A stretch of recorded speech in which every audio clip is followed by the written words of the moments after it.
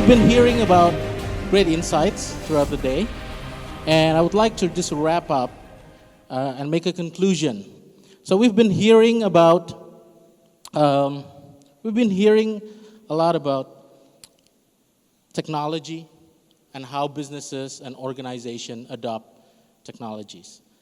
And yet, we've been seeing that technology in the last few years, or even I should say decades, have been less progressing. And I would like to show you my vision of the future that I think might happen soon. The title of this presentation is Tech for Humanity. This is in line with what Pak Hermawan said in the morning. We're planning to publish Marketing 5.0. The subtitle is Tech for Humanity. We've been thinking about this for a long time, and we'd like to share some of our thoughts today with you. This is a sneak peek of what the book will talk about.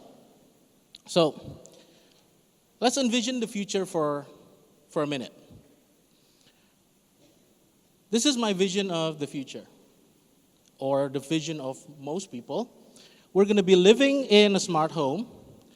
We'll be staying in our home for most of the time because there's no place else to go. Everything can be remotely controlled from home. We can work from home and so on and so forth.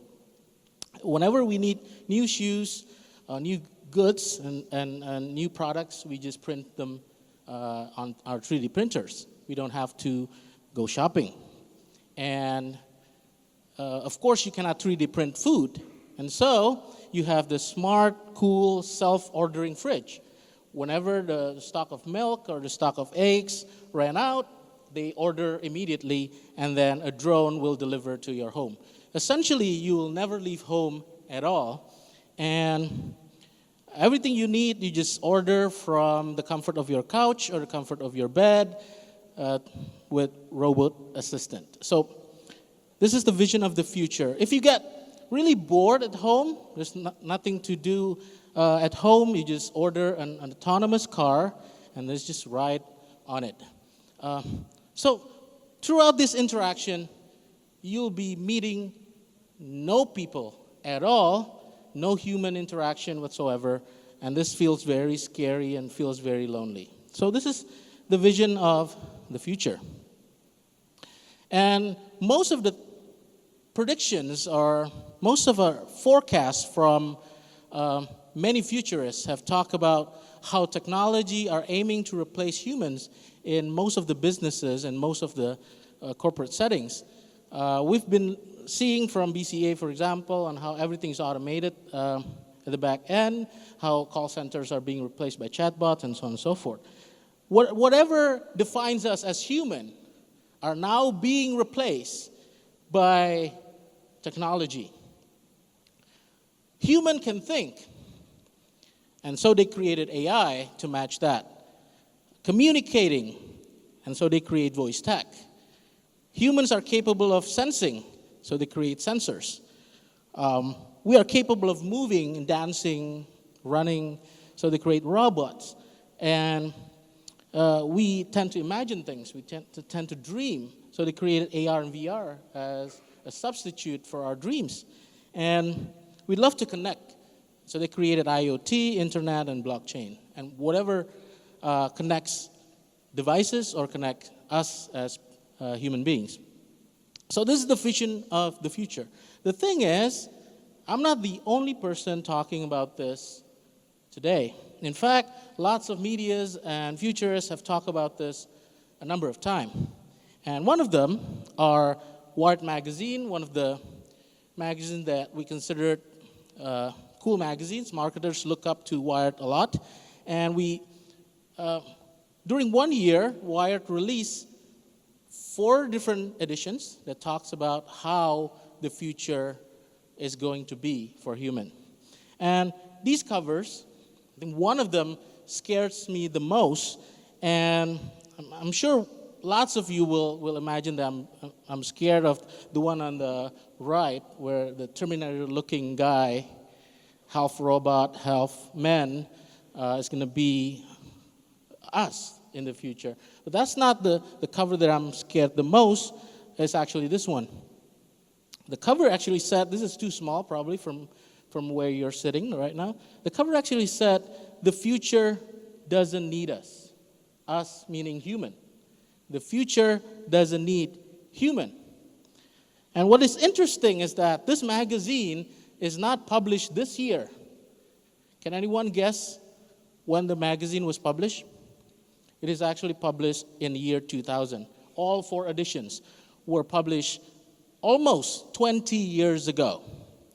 And the thing is, lots of people are predicting about this for a long time. In 2012, I was part of the Castrol InnoVentures group of experts that talks about what the future business to consumer will look like. And we talk about the same thing. We talk about automation, we talk about AI, we talk about lots of stuff. But eventually, when it's 8 years later, or 7 years later, none of that actually happens. And so I question, why hasn't the future arrived? Why can't we at this moment sit at our home and just ask robots to do whatever we want? And the refrigerator can order milk automatically. Why hasn't that sort of future arrived? So this is a big question.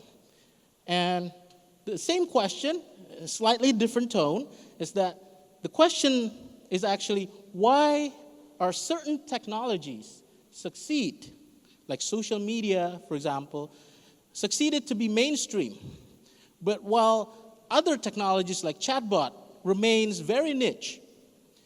Why are certain technologies successful and why others fail?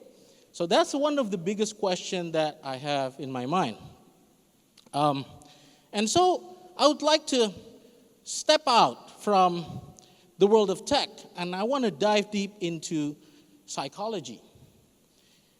Because let's not forget what one of our speakers, I think 2 of our speakers mentioned today, that it's not about technology, it is always about people.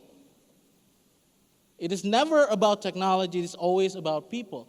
If you see marketing 1.0, 2.0, 3.0, 4.0, and so on, the concept changes and evolves, adapting to the market.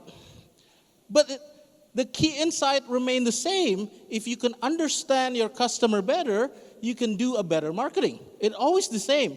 From 1950s all the way to today, the essence of marketing remains the same. How do you understand the customer and create value to them? So I want to get back to that. I want to understand customer, but in a deeper way, I want to understand human. So I did a little research, and I deep into what makes us human and how technology can help us become better human. And Pak Herman mentioned this morning that tech for humanity equals marketing for happiness.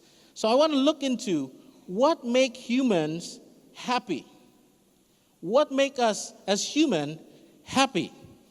So I have discovered some of the key insights from my little research. Let's start by looking at why we do what we do. So in marketing, we believe that we have to observe customer behavior. And we spend a lot of money for market research just to understand how customers behave. And the thing is, I always believe that behavior is a tip of an iceberg. You have to see this, and sometimes even the most sophisticated qualitative study, such as ethnography, are using behavioral observation.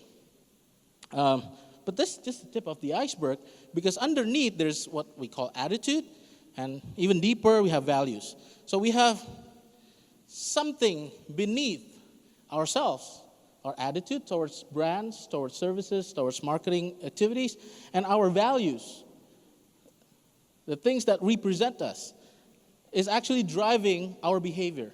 And the thing is, if we talk about AI, big data, analytics, and whatever concept that actually talks about collecting data and analyze, making model out of data, it's essentially are reading only tip of the iceberg. It's only reading behavior, but it cannot go in deeper into understanding the underlying reason for that behavior. So I always say that AI today, are capable of mapping patterns of actions, but they are still not capable, I still say, still not yet capable today, of understanding underlying motives for action.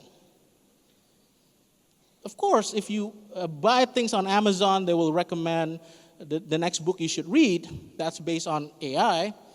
But do they know why I read the first book in the first place? Do they know the reason why I do that? Sometimes we don't. And, sometimes people, rich people, they buy fancy cars not because they like the car, but because they want people to like them. They want people to see that I own a Ferrari, even though they have absolutely no understanding of Ferraris. Those people who actually understand Ferraris cannot afford that car. So you don't understand why people behave the way they behave. So I'm trying to dig deeper into the underlying motives for some of our actions as humans.